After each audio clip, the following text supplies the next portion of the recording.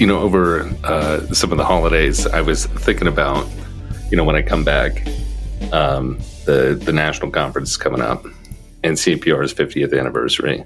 My 8th year anniversary with NCNPR, which is insane to me, that I've been doing it that long. Seems weird.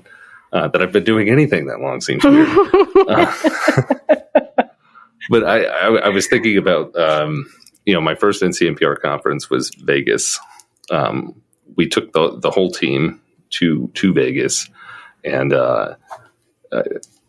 just the way our team was able to bond during the conference, not only talking to, other folks from other colleges. I say this a lot. I probably said it on this podcast, but one of the strengths of NCNPR is marketing teams are kind of like islands within higher ed. We sit in our offices and nobody understands what we do. True. So we often feel like crazy people. And then you get to an NCNPR event and you're like, wait a minute, there's hundreds of crazy people all over the country who do the same thing I do. So it is beautiful. It's beautiful. Generally my favorite thing about it, but specifically that conference in Vegas was a time for our team to come together and gel. We were kind of a new team, and the dividends of that time we spent together in Vegas paid off over the course of years while that team was together. And as an executive director now, I get to take my whole team to New Orleans for the 50th, and I'm really excited about that, and I hope that I can pull some of that Vegas energy that the other team had into this new team that we've got. What about you, Emily? What's a good memory for you? Well, for me, I agree with you. I think we are kind of like islands. We kind of get down in our own little groove. And, marketing, I love marketing, but I also joke like it'll take years off your life. But if you know people to like reach out to, it's much, much less like that. And that's one wonderful thing about NCNPR is having people to reach out to, like you said, like, oh, here's the crazies. Like, here are the other crazies that are like me. And that is a great feeling. And I think like my first conference that I went to was a district conference in Savannah. And I had that experience too, just a great opportunity to reach out to your colleagues in neighboring states, and they become your friends. Like, you follow each other on social media and you check up on each other, and it's a lot of fun. And so that it's been a great experience for me, and getting to do this podcast with Matt, who's my buddy now, who is also friends with my boss. So it's just kind of like everybody. It's like it's camaraderie. It's a good time. Yeah, it all comes full circle, and then you experience a challenge, and you're like, wait a minute, this person in Des Moines had the same problem. Let me give them a call. Right, because sometimes you do think, oh gosh, just me. No, it's not just you. This is happening everywhere. So find your buddy. Also looking forward to New Orleans this year. I'm very much looking forward to that in March. It's going to be a wild experience of professional development and learning. Right. All the serious stuff. Of course. And I mean, that circles us too, because you're my new best podcast friend. And thank you. Well, not quite new. We've been doing this for an entire season, haven't we? Right. Yeah. Wait, yep. This is the last episode of this season, isn't it? I know. Yes, crazy. It is. It is crazy. It's gone by fast. It's been a great year. Thank you. I think it has been too. Yeah. You know what my favorite one was? I think you might agree with me. All of them. They were all great. I completely agree. Yeah. They were all great. They were all great. Yeah. A bunch of cool people. Marketing people are cool people. For sure. I mean, everybody's interesting and has a cool story. Yeah. So we hope that you all enjoy this last episode of this season of Can You Make It Pretty? Next season, we're switching formats up a bit. We're actually really excited about this. We're going to go into these. Jacqueline, remind me what we're calling these new ones. We are calling these audio specials. Yes, the Can You Make It Pretty audio specials. These are going to be specific episodes that we do one-off and promote the heck out of those. And we hope that you will tune in for next season of this new format of Can You Make It Pretty? For the last 2 years, South Puget Sound Community College in Washington has won District 7's Gold Medallion Award in Government or Community Relations campaign. Kati Sagawa, Director of Marketing and Communications at SPSCC, is with us to discuss their most recent win, the Billy Frank Jr. Statue Project. Hi, Kati. Welcome to the show. Thank you. Congratulations on your second gold medallion in a row in Government or Community Relations campaign. That's Thank pretty you very cool. much. Yes. So tell me about your winning project this year. Yes. Our winning project this year was our role in the community relations outreach piece of the building of the Billy Frank Jr. statue. So what that project was about is there was legislation that was passed in 2021 to change out one of Washington State's one of the two statues at National Statuary Hall in Washington, D.C. So every state has two statues to represent the history and the current state of the state and make that statement. And so legislation in 2021 passed a Nisqually tribal member who has passed, named Billy Frank Jr., to replace one of the statues at Statuary Hall. And so our college, South Puget Sound Community College, or I'll call it SPSCC, we love our acronyms. SPSCC was approached by the tribe and the Arts Commission here in Washington for a place for the artist to actually build this 9-foot clay model base of the eventual bronze statue. So they approached us and we hosted over the course of March to basically November of 2024 to build the statue and to create public access and educational opportunities for the community. So that's really the community relations and outreach piece, is making that work available to the public. That's so exciting. So can you tell us a little bit more about Billy Frank Jr. and how he fits into your college culture and that sort of thing? Yeah, absolutely.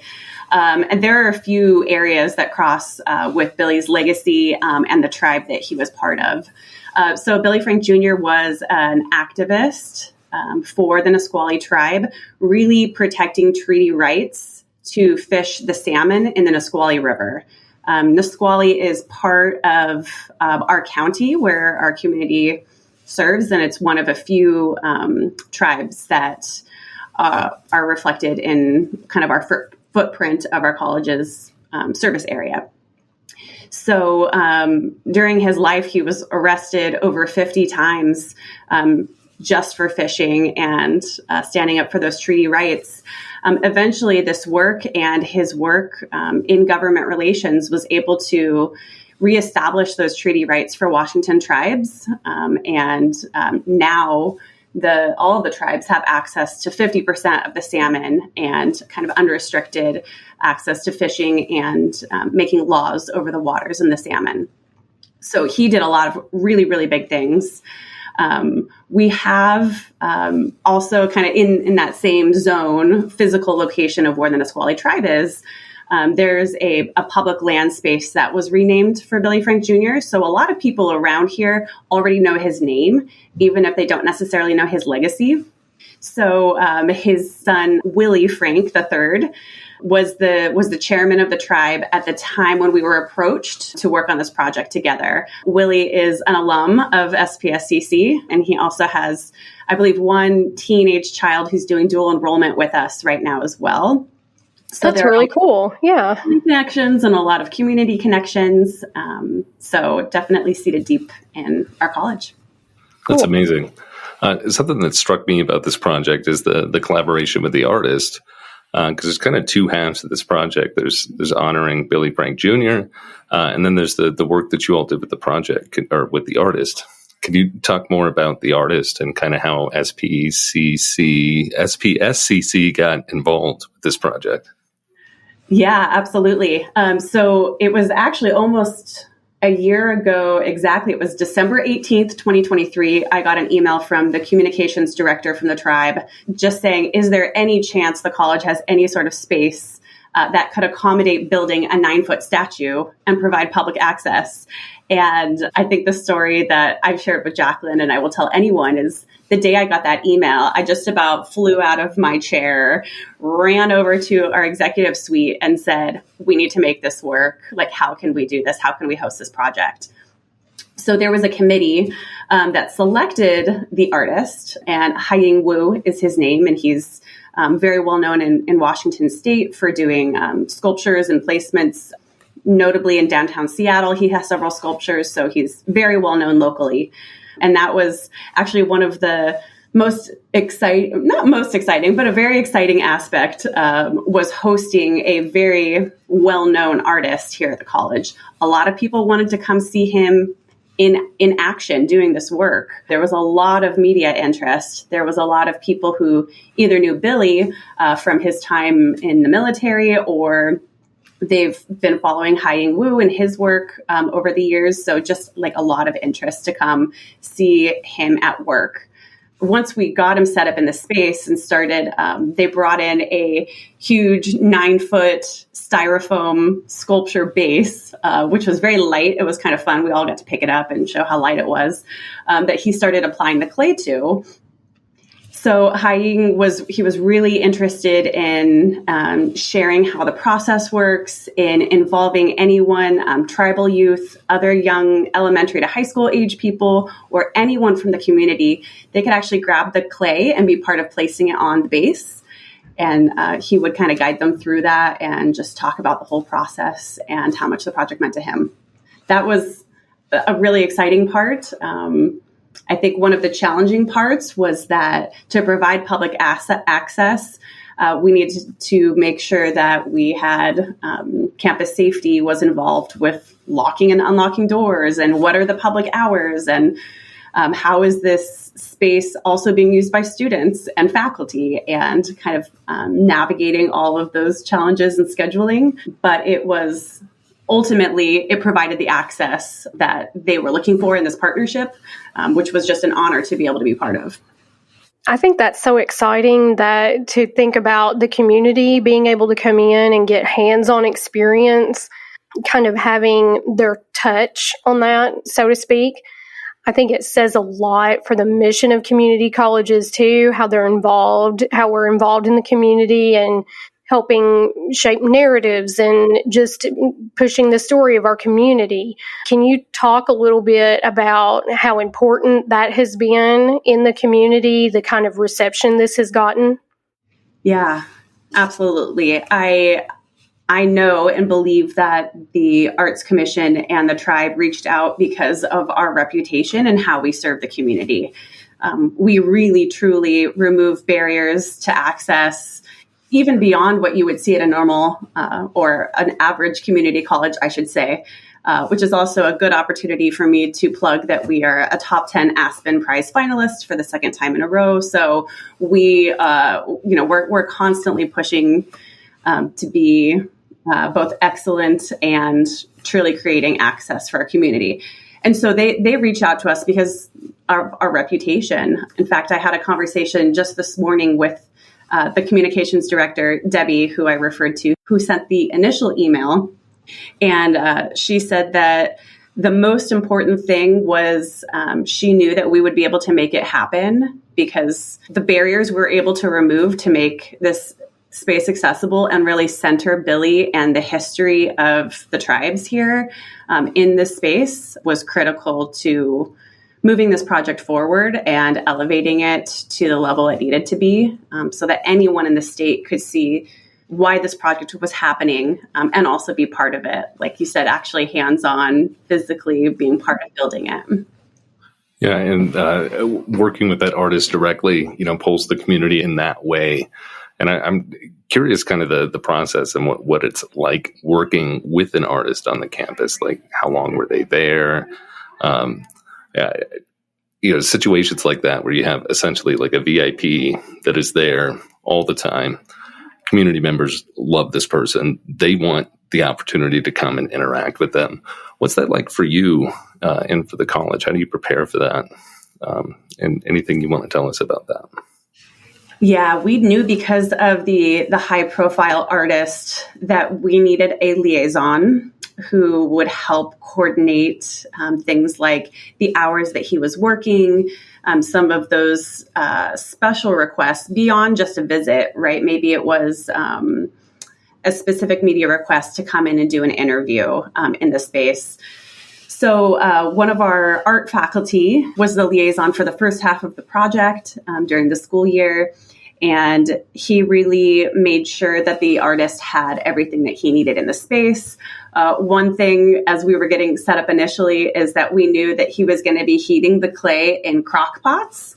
So we just had to have access to outlets, and he just had a lot of crock pots in the space.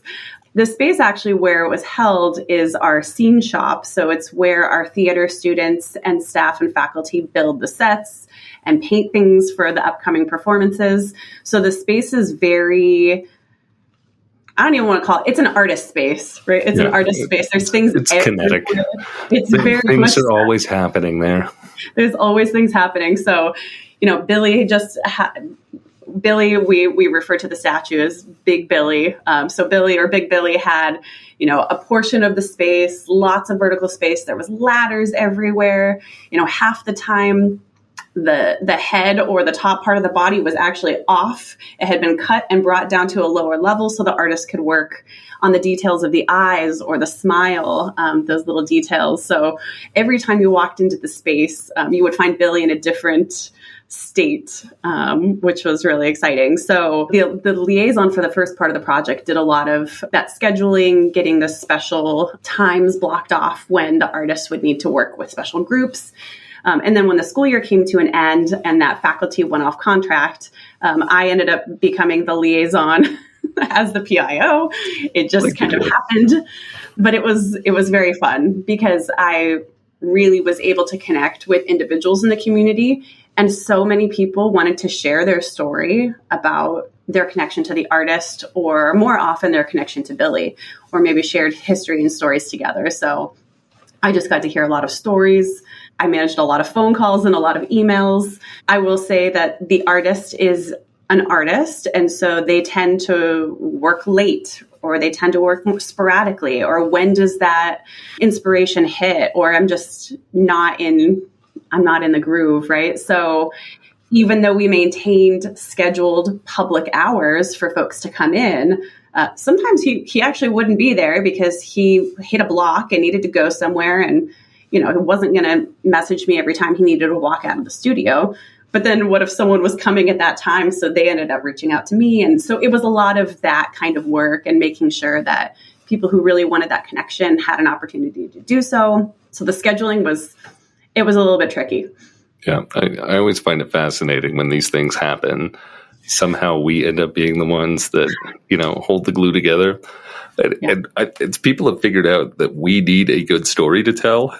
And there's no better way for us to tell a good story than to make sure a good story happens. I think that's the trick or the secret. How long was he on campus? He was on campus from March to the very end of October. So let's see, March, April, May, June, July, August. You think I could count that easier, but 7 months. So 7 months. Wow.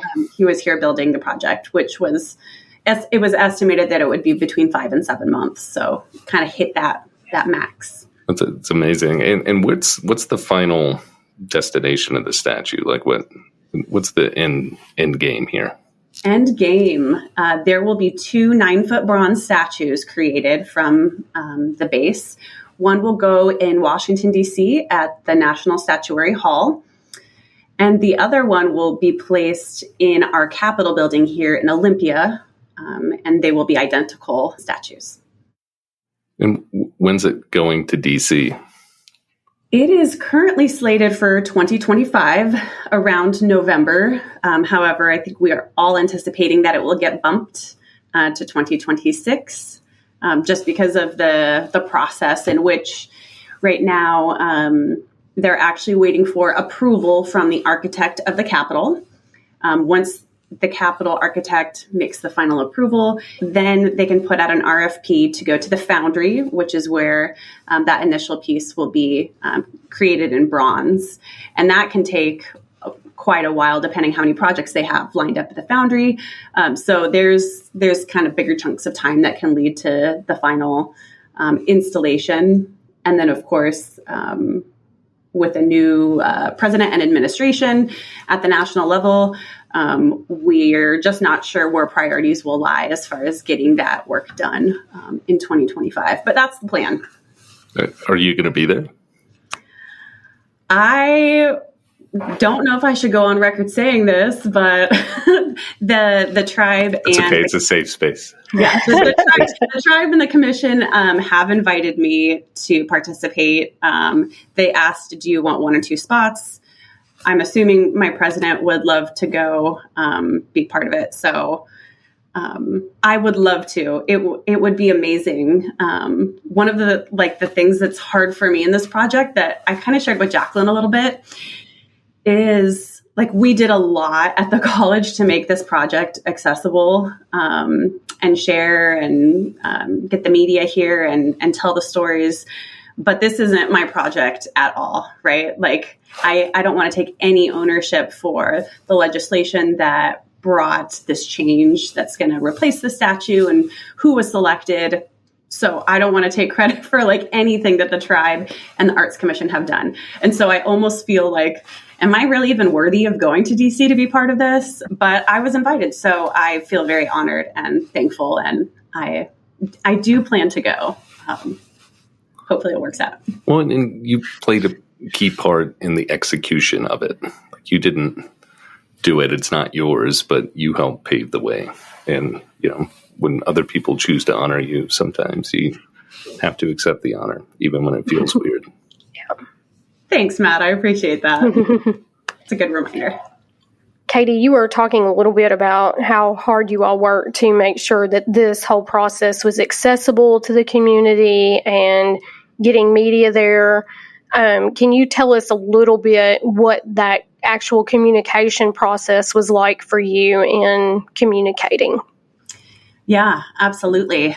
So as soon as we were selected as the host site for the artist, there was a joint press release between the tribe, the commission, and the college. So it was the first time that we did a triple joint press release between our organizations.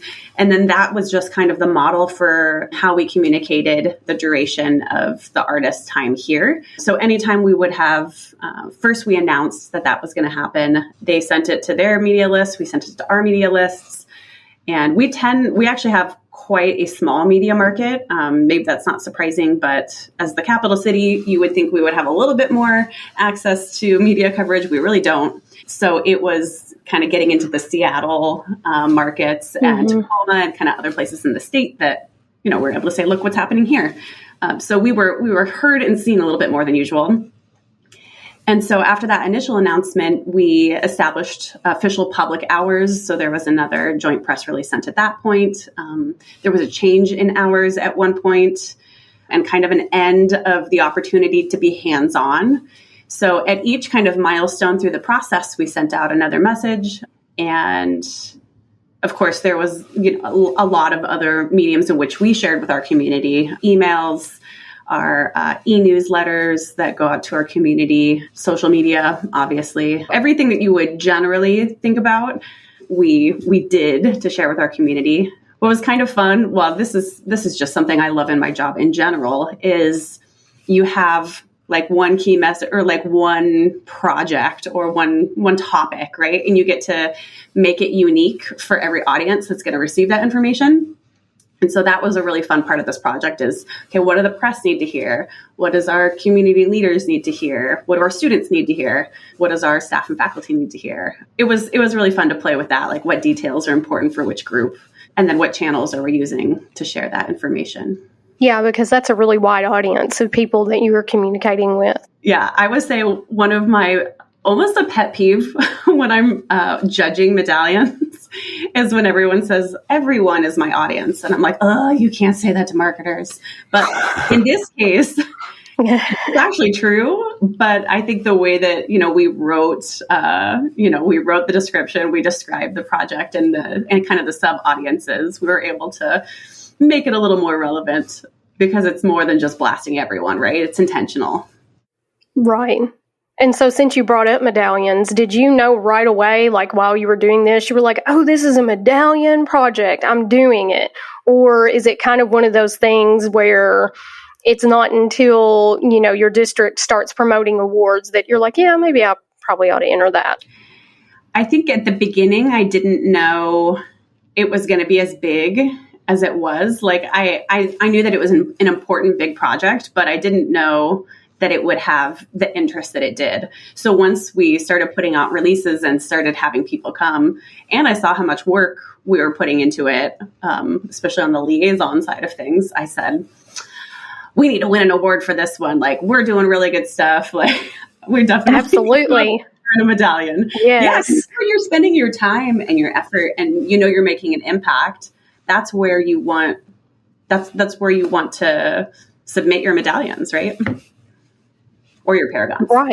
Right. I mean, this obviously was a very big project. I think it's exciting, the amount of community involvement that happens. Definitely worthy of a medallion for sure. Thank you. Yeah, in the specific category, the campaign categories in both the medallions and the National Paragon Awards are the tougher categories to enter. They're more involved. There's more pieces to it. They're more competitive.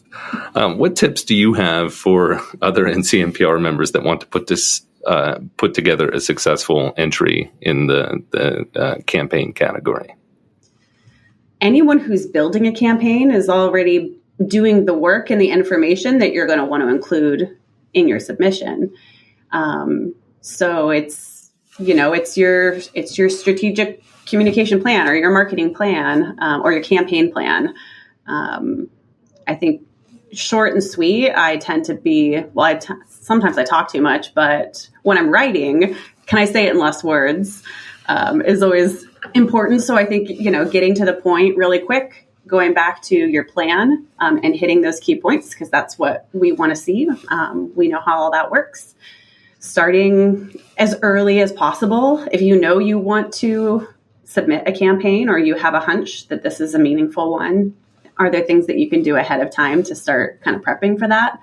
Because I know it, for so many of us, it comes down to the wire of, they're due at 5 p.m. And, in my case, our executive assistant actually submits them for us. So we got to prep everything for her and make sure that she knows the fields and be there if questions come up. So mitigating that last minute rush as much as possible. And then I think hitting some really, the results are huge. So if you can hit those really concisely and show that you met your goals, that's going to make a successful campaign. Yeah, I wholeheartedly agree. You aim to have everything done for the early bird deadline, and then in hopes that you have it for the actual deadline. And then the day you're like, oh man, I hope they extend. And then an email comes and you're like, yes, I have done it. Yeah. Success. I'm always thankful for the extensions. Always thankful for the extensions. That's great. And I guess I would add just one more tip, which is as we're approaching, what are we going to submit just, across all award categories? We really let each of our team members pick one of their projects that they felt strongest about. So everyone is participating and everyone is writing, the fields that are required for that medallion entry. And then, eventually it comes back and I just make sure that everything looks as detailed as it should. And then we get those submitted. So I think tapping into your team, they know the heart of the project, and we want everyone to feel represented when we're submitting our awards. So they get to do that too. Yeah, good way to teach them how to talk up their work. which I find is often a problem with creatives, is they don't quite know how to talk up what they're doing. It's exceptional. Well, thank you so much, Kati. This has been a great conversation. Excited about the project and everything you've done. Congratulations on your awards, and delighted to meet you. Thank you so much, Matt. Thank you, Emily. Thank you. Can You Make It Pretty is presented by the National Council for Marketing and Public Relations. NCMPR is the country's premier group for PR, communications, and marketing pros at two-year colleges. Can You Make It Pretty is mixed by Bill Aldridge at Third City Sound in Joliet, Illinois, and produced by me. I'm Jacqueline Johanna Garver, and I'm the Communication and DEI Manager for NCMPR. Can You Make It Pretty is available wherever you get your podcasts, including YouTube. If you like what you've heard, we'd love it if you subscribed, downloaded, rated, and reviewed.